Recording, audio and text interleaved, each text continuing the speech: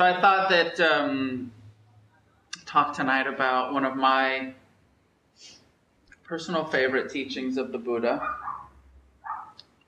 And it's the first time in the historic, in the life of the Buddha, where he gives like a talk to a really big audience. And it's one of the first Dharma talks that he gives. He comes to his own awakening through his meditation practice after studying concentration techniques and rejecting that as the path, and then studying, practicing asceticism and rejecting that sort of self-denial. And he comes to what he refers to as the middle way under the Bodhi tree, liberation through mindfulness and compassion. And then the first talk that he gives is to his 5 friends that he'd been practicing asceticism with. And it's the first teaching, which is the Four Noble Truths and the Eightfold Path, what we call the setting in motion, the Dharma, the wheel of truth. Shortly after he gives that first Four Noble Truths, Eightfold Path talk, he runs into a couple of other people and gives them some really short instructions, and kind of basically just says to them, everything's impermanent. And they like get enlightened right away. And like, oh yeah, everything's impermanent. It's just like a simple transmission. And then it goes like from one enlightened being, just the Buddha, to him and his 5 homies, like 6 enlightened beings, and then there's like 12 enlightened beings. I forget exactly the number, but and then they all are in Varanasi, outside of Varanasi, near the Ganges. And they're taking a stroll, and they come upon hundreds, I think it's like 500 or 600 fire worshippers. This whole big camp, like they stumble on Burning Man. These 12 enlightened dudes stumble upon Burning Man. Burning Man in like 89 when it was on the beach in San Francisco. 600 people. And I don't know a lot, and it's not actually in the traditional teachings, it's not explained very clearly exactly what the practice of the fire worshippers are. But it does talk about them kind of building fires, and there's some sort of meditative discipline and devotional discipline towards either like fire gods or staring into the fire and they all have dreadlocks and are wearing kind of like cloths of bark. So you get the picture of these like crazy dreadlocks, sadhu, rasta. I always like to add that there is a tradition in Hinduism, a traditional Shivite worship, Hinduism, of smoking hash. So I like to think of him like coming upon these stoners, 600 fire-worshipping, hash-smoking, dreadlock-wearing, bark cloth adorned. Get the picture?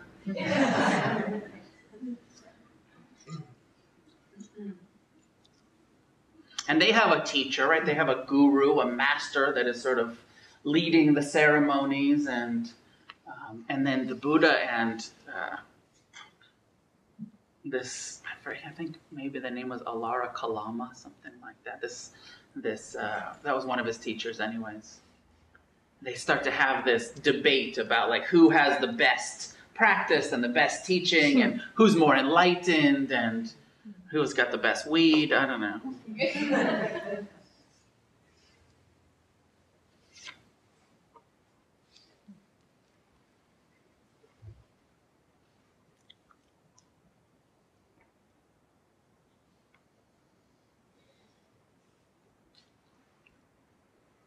The way that this is written is that he's already convinced the first group of fire worshippers that Buddhism, that the Four Noble Truths, the Eightfold Path, is a good thing.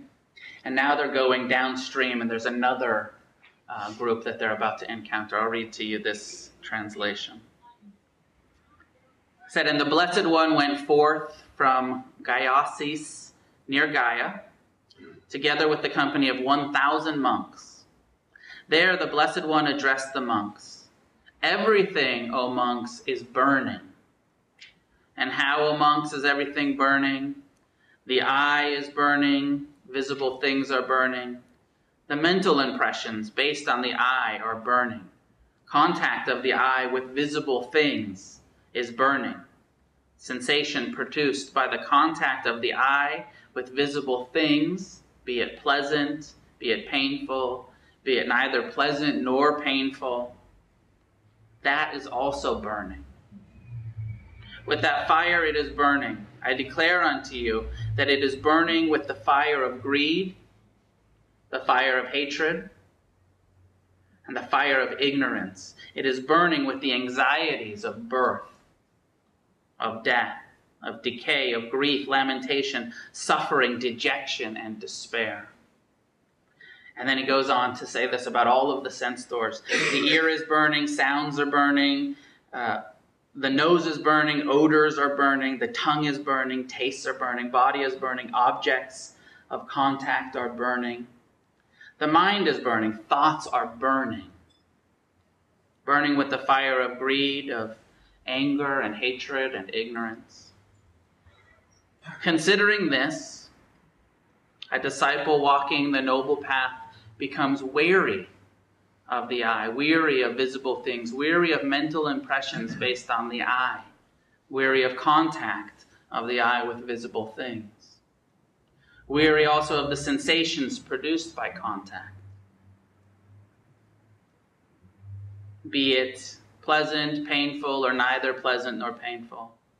He or she becomes weary of the ear and so forth, down to thoughts, becoming weary of all that one divests oneself of grasping, all of the objects that we attach to. By absence of grasping, one is made free. By non-attachment, one is liberated. When one is free, one becomes aware that one is free, and one realizes that rebirth, or this sort of repetitive, burning suffering, has been exhausted, and that there is no further return to this experience of getting burned, of suffering. When this exposition was propounded, the minds of those 1,000 monks became free from attachment to the world and were released from all entanglement, all causes of suffering. That'd be nice if you could just get a really good Dharma talk and your mind would just be released from the entanglements.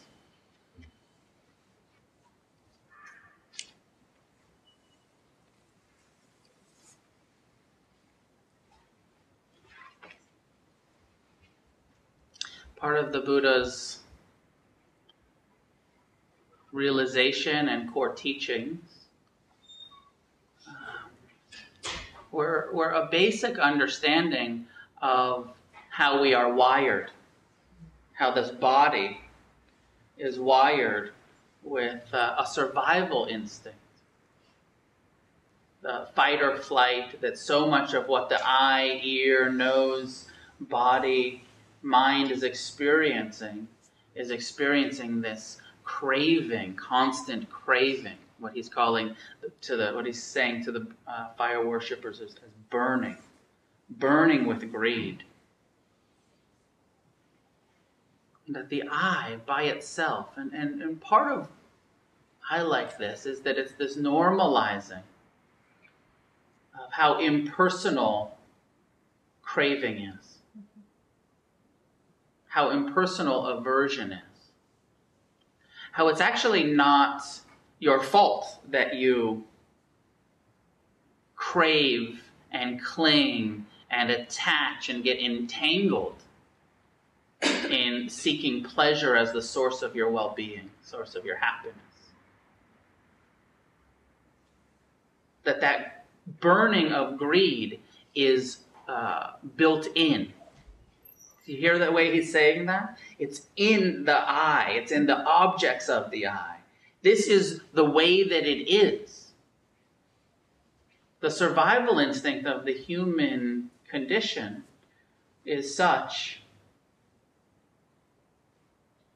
that it craves for pleasure in order to survive. You have to crave for pleasure in order to survive. Perhaps you've noticed that you're naturally drawn towards pleasant sights and smells and tastes and sensations. And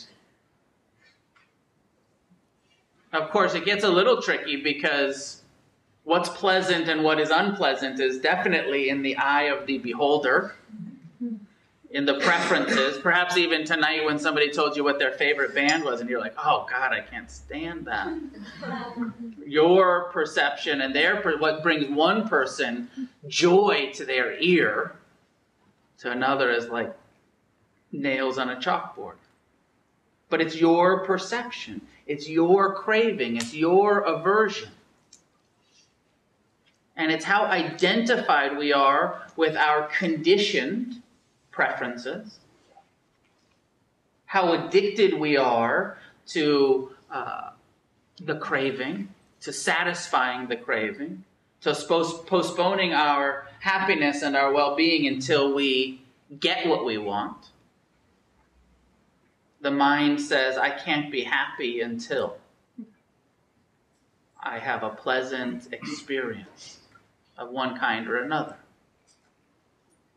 I can't be happy until this painful experience goes away. I can't be at ease.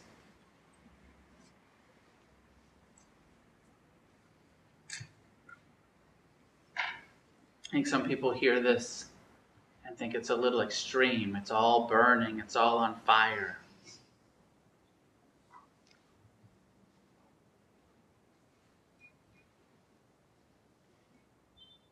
And I think that what's really being said is that as long as you're identified with it, as long as you believe that that it has to be a certain way, that it has to be pleasant, that the pain has to go away, you're going to be suffering.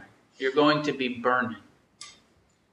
That what mindfulness does, what meditation does, discipline, renunciation does, is that it changes our relationship to the craving mind, to the craving eye, the craving tongue, the craving body, the tendency of attachment and aversion of all of these sense doors. It changes our relationship to it so that we have some freedom around it. I like that last term where he says, you're not entangled. That liberation is a detangling of our relationship to the eye and the objects that we see, to our body and the sensations that the body experiences, to the mind and the cravings, the aversions, the judgments, the fears that the mind experiences. It's an untangling and a beginning to see how very much impersonal one of the key insights, the liberating insights of Buddhism is seeing anatta, not self. And one of the ways to talk about not self is to understand that there is a universal, impersonal human experience going on here. It is all burning. You're born into a body. I've got small children. Many of you are parents, or some of you were children at some point. Watching how this survival instinct, this craving, this burning that the Buddha is talking about is not taught. This is not nurture. This is not conditioning. This is biological. This is what we are born with. This is the evolved human species, animal, instinctual. I want pleasure. I don't want pain. Some of us have enough pain early enough in our life from people that are supposed to be the source of love that we can get our wires crossed a bit sometimes and actually get into a habitual pattern of seeking maybe love in painful situations. Sometimes it looks like people like pain. You know people like that. You're like that sometimes, perhaps. Kind of look like, well, do I just love pain? Because I keep putting myself in these painful situations over and over. The Buddha says we're supposed to just crave for pleasure, but I tend to put myself in these painful situations. So sometimes it's more pop psychology than it is Dharma, but it feels like sometimes our wires get crossed. And what we think is going to be a source of happiness is repeating patterns that are painful.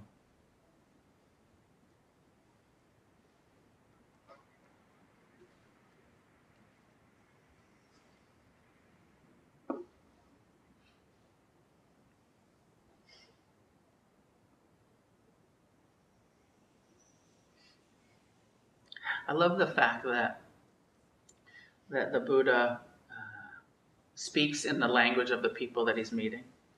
Right? These are fire worshippers, so he's using the analogy of fire. And if he'd come upon surfers, he would have given a totally different talk about riding the waves of your karma, or not suffering about when there's no swell, craving for swell, or how it's really about the audience, that it's not just sort of set. It's like, in this context, you guys know about burning, you know about fire. Let's talk about the Dharma in this context. He uses fire a lot, and even liberation itself, what we know as nirvana, the third noble truth, the fact that nirvana, or in the Pali language, nibbana, is attainable by all beings. It also has to do with fire. Nibbana, some would say, means extinguishing the flames. It's an extinguishing of the flames of greed and hatred and delusion, that's actually what our whole goal as Dharma practitioners is. To put out greed, hatred, and delusion. I like to think about it, rather than extinguishing, as changing our relationship to. I tend to feel like if you have a human body, you're still going to have a survival instinct that is craving, that manifests as kind of craving and greed and lust. As long as you're still in this physical form, that's just what these physical forms do. They hate pain. They love pleasure. Nibbana, I'm told, and I like this bit better, is actually a cooking term that means to take the pot off of the fire. Not to extinguish the flames, but to remove from the flames. And that there's a way that our awakening, our consciousness, our practice can bring us to a place where we're not getting burned by the cravings anymore. We're not getting burned by the aversion anymore. We change our relationship to the mind, not ignoring the mind, not perfecting the mind, but perfecting our relationship to the mind, to the survival instinct. You have a survival instinct. It's gotten you in a lot of trouble, perhaps you've noticed. It makes relationships in this impermanent world really difficult. Because part of that is a craving for permanence, is a craving for security, is a craving for stability. We're wired to want this stability. But we live actually in a world where there's no stability. There's no permanence. There's no security. It's all delusional. When we're feeling secure, delusional. When you're feeling like it's temporary. And if we're not living in the understanding that it's temporary, that the security is temporary, then it's tenuous.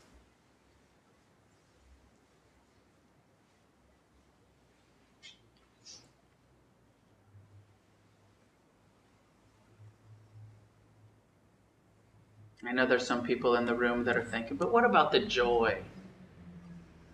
Is it all suffering? Is it all burning? My own feeling of like hearing these teachings and applying these teachings is that the more I've related to the craving, the burning, the attachment, all of the ways that I've caused myself so much suffering, that human beings cause ourselves so much suffering, and changed my relationship to it. As we change our relationship to greed and hatred and delusion, it makes so much more room for joy. So much more room for meeting the pain with compassion, and then there's no suffering about the pain. Meeting the pleasant experiences, and there's so many pleasant experiences available to us, rather than taking them hostage and ruining them. Rather than taking our friends and our relationships hostage and getting attached and controlling and clinging and fucking it up. Non-attached appreciation, being connected to each other without clinging to each other, feels quite good. Actually makes life easier, for sure. I want to say more pleasant. Sometimes it's more pleasant.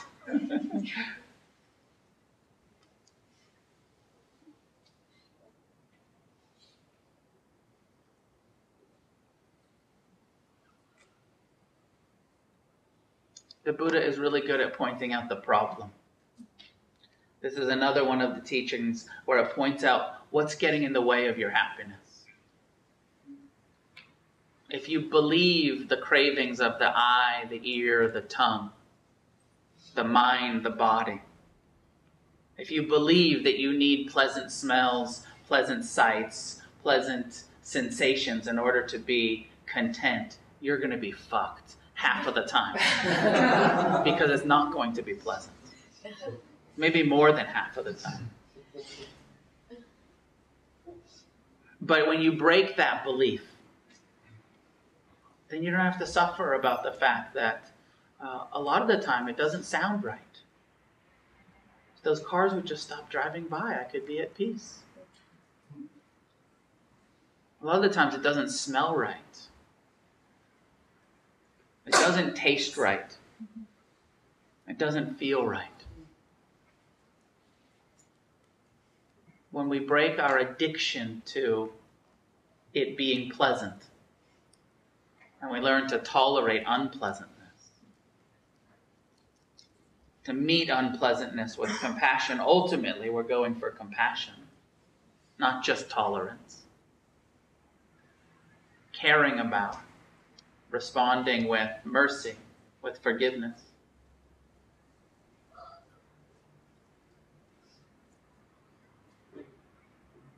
Then nobody can ruin your day ever again. Everything becomes an opportunity for practice. Oh, my leg's falling asleep. Interesting.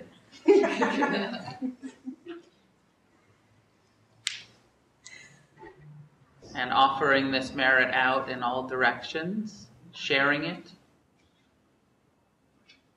with our own commitment to your own awakening, and a commitment to creating a positive change in this world, to being engaged in compassionate action, to being part of the solution.